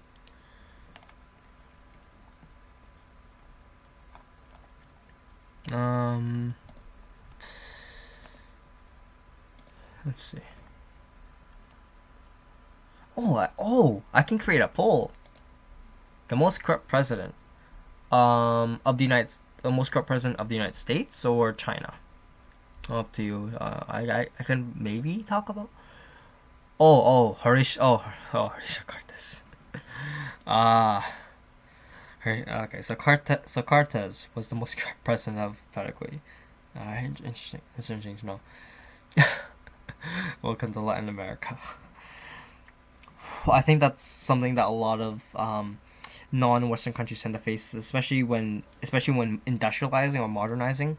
There tends to be a lot of corruption. Like China faced a lot of corruption as well in the 1910s and 1920s. There was it was like extreme corruption back then. I think there's still corruption nowadays for sure, and there are still problems. Playing Condor? Yeah, Playing Condor. Yeah, the one that Americans did. That one was the one for the they made like right wing political factions, I believe, and it was like there's a lot of like funding, especially from the United States and other Western countries. I know that Kissinger was involved. Yeah, what's up, Matthias? You know Henry Kissinger? I believe he was the one that ran Operation Condor.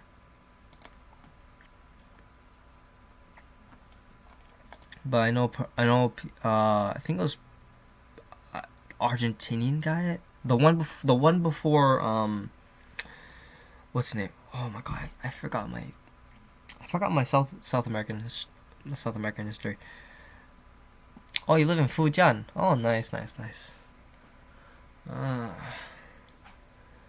Abel, Was it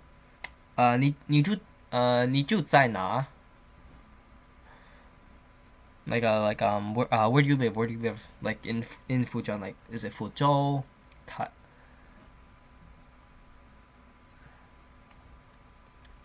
Let me see. I know. Pinochet. That's the one. I believe it was Pinochet, right? And a couple other of the right wing dictators. Like a lot of them were also like military commanders. This is like just from what I can remember. Like they were like heavily involved in Operation Condor and similar other pro right wing was it pro right wing operations in the region, and they're the ones that put those type of people in power. Yeah, Pinochet. Let me check online real quick. Yeah, Pinochet. Yeah. So Pinochet was involved. Also, Stroessner, the one from Paraguay, was also involved. Uh, Aparicio, the leader of Uruguay, Mendez, and Emilio Medici, Ernesto. I do not know how to pronounce the surname. Gesell. Ernesto Gesell. Sanming. Sanming. I don't know where Sanming is. Yeah, Chile with Pinochet. Yeah. Like they were put in power, I believe, because of Operation Condor. And I think Stroessner as well was in a similar situation where like they were like, or like at least to the extent where like they were, yes, throwing off the communist sympathizers off the helicopters. That was a very controversial time in my opinion.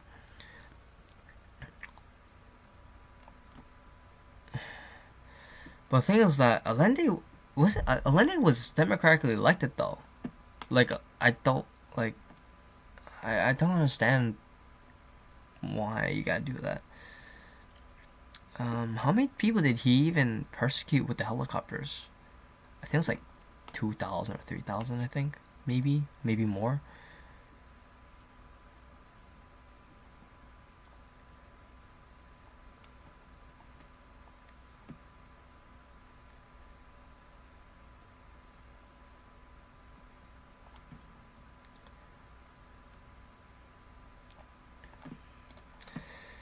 Yeah, Pinochet he did some very questionable things.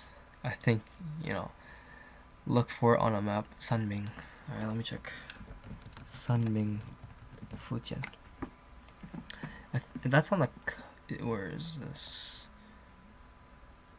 Oh, okay. So it's like in the inland of Fujian. Interesting, nice. 2 million, 2.5 million people in the population. Wow, that's a lot of people in Sunming. That's in the was in the prefecture, I think. I believe that's just within the prefecture area, not including like the whole prefecture, not including every single county in Sunming.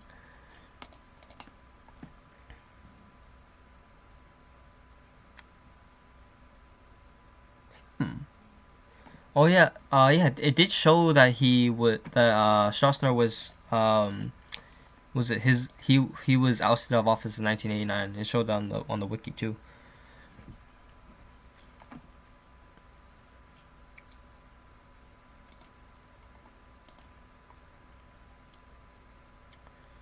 So approximately 6 months after the 1980 election, Stroessner, right?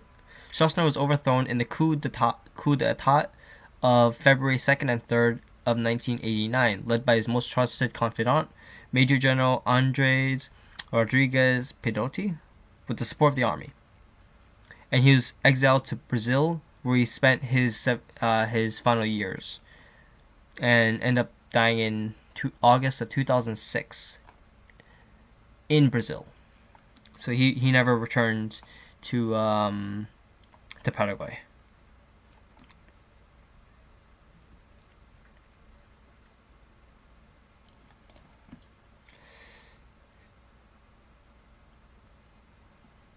General Pinochet. In Chile.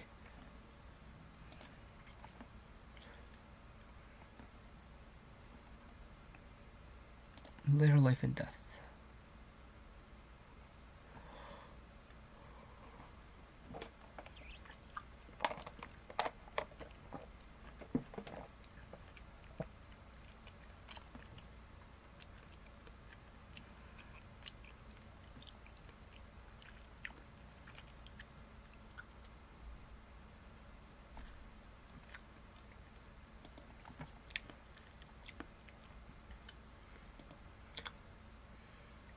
Y puede. Something about inflation, right?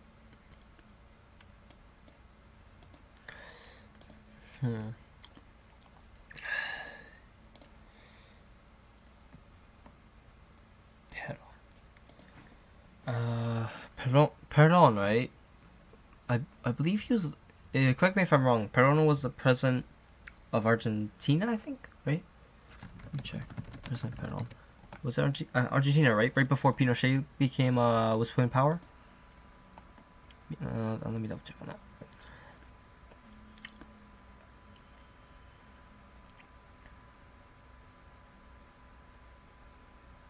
Perón's party was outlawed and Perón was exiled.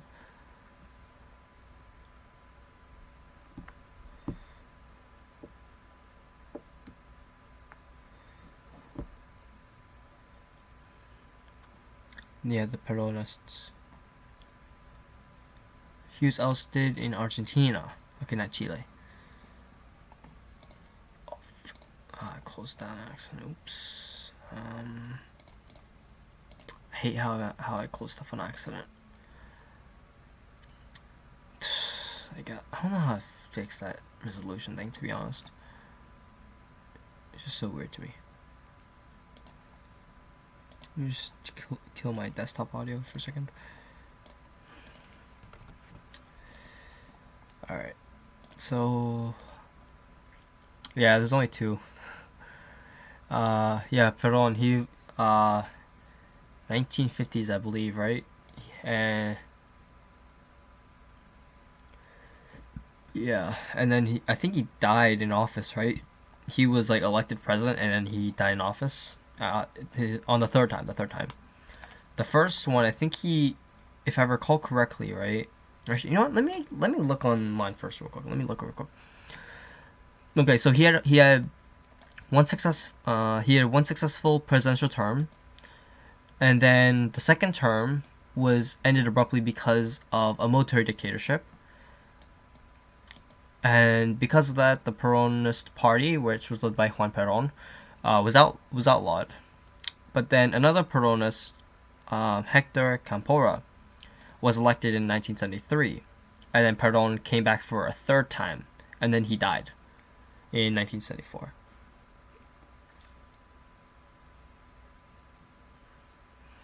Yeah, I mean, he did appeal to the working class of the Argentinian working class, so it does make sense that he did have some sort of socialist tendencies, especially to make labor more attractive and to eliminate poverty.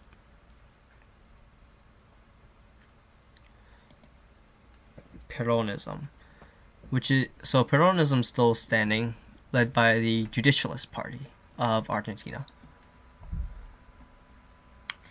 Almost 4 million members. Wow, 3.8 million exactly. That's a lot.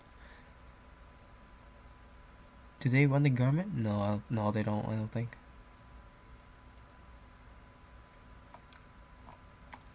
Doesn't look like they do.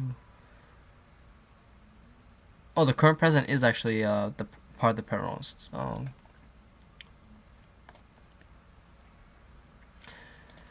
I mean, if he did well for the country, I wouldn't be too mad about it.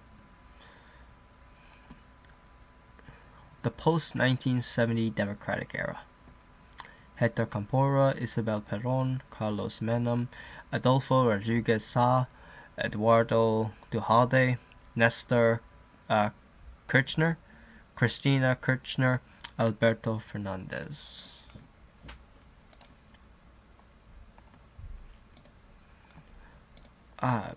Nationalist, is that likely I think he was a nationalist because of the military government, right? If I'm correct. I'm reading through his wiki page right now and talking about the military government, where he could. Actually, no, never mind. Hold on, was it? I don't know. I'm just like kind of like skimming it, so I'm probably missing everything. Like that's actually important. Address billed as from work to home and from home to work.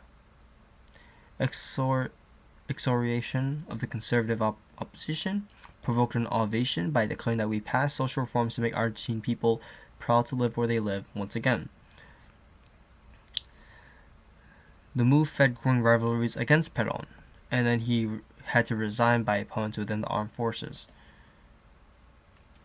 Arrested, but then released due to mass demonstrations.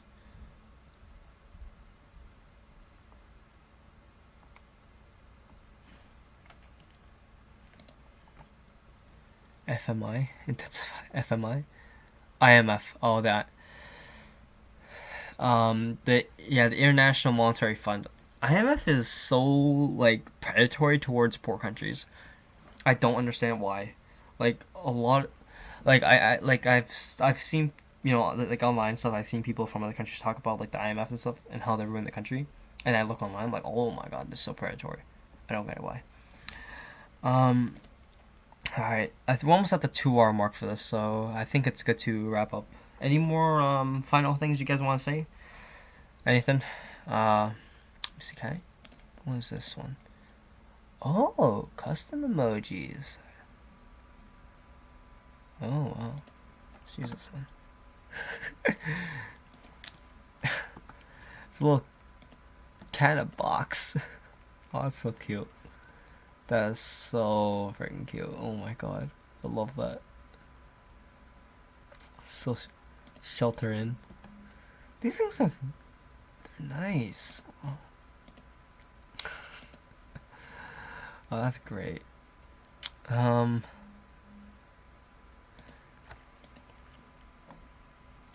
me just so let me see.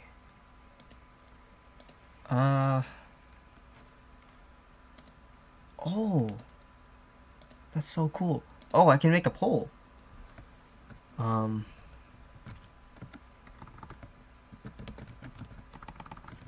Was this stream good? Alright, let's see.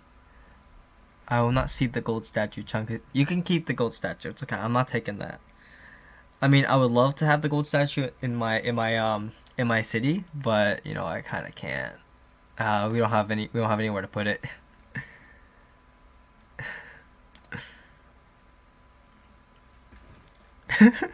It's okay. You can have the gold statue. Though, if you have a chance, right, Matthias, if you ever are in the area where the statue is, send a photo in the Discord. I would love to see that. I'm really curious. That would be awesome. Yeah, what's up? What's up, Matthias? I mean, Boston already has a gate. Mangle? Really? Oh the what was it? I forgot his nickname. The Prince of Death, I think it was. Yeah, the Doctor. Yeah, that one. He had a nickname. Like the Prince of Death. The one who worked in Auschwitz, I believe, and he Angel of Death. That's the one. He did like some super horrifying experience. Well, I mean, of course they want deported. Joseph Mengele, right? That was Joseph Mengele. Yeah, the Angel of Death.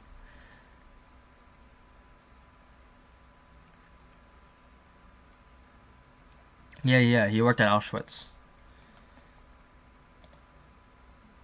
Deported citizens. Oh. Let me see. Exhumation. Recitings of Mengele was reported all over the world. Wiesenthal claims to have information that placed Mengele on the Greek island of Kithnos in 1960, Cairo in 1961, Spain in 1971, and Paraguay in 1978. 18 years after he had left the country. He insisted as late as 1985 that Mango was still alive, 6 years after he had died, having previously offered a reward of $100,000 or 300,000 US dollars in 2020 in 1982 for the fugitive's capture. Ruled interest in the case heightened by a mock trial in Jerusalem, featuring testimonies of over 100 victims of Mengel's experiments. And they launched a coordinate effort between West Germany, Israel, and U.S. governments to figure out where Mengele was.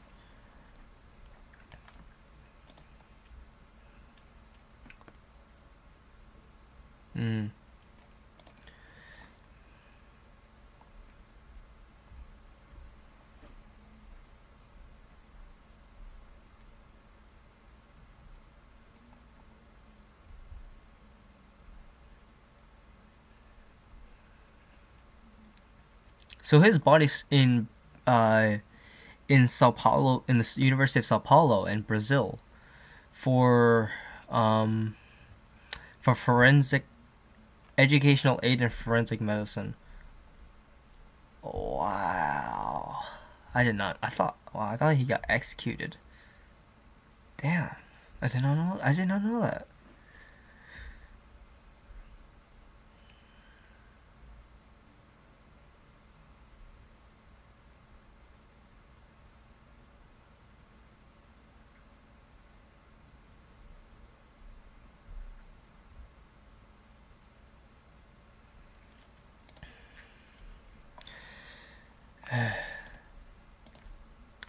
All right.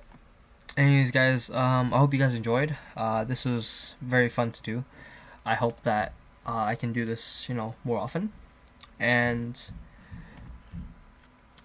anyways, guys, I hope you guys enjoyed, and I'll see you guys next time. 再见. See you later.